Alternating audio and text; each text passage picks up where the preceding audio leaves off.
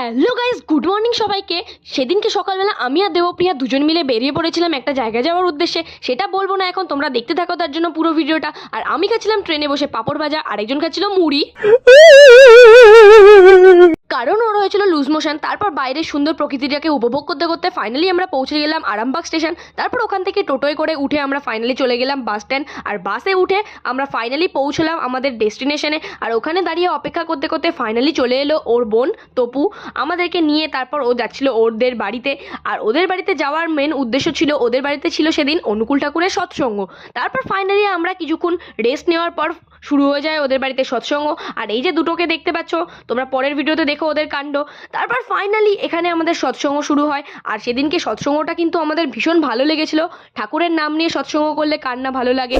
তারপর ফাইনালি সৎসঙ্গ শেষ হওয়ার পর সবাইকে প্রসাদ বিতরণ করে। আজকের ভিডিওটা ছিল এইটুকুই। ভালো লাগলে লাইক কমেন্ট সাবস্ক্রাইব করে দিও। আর পরের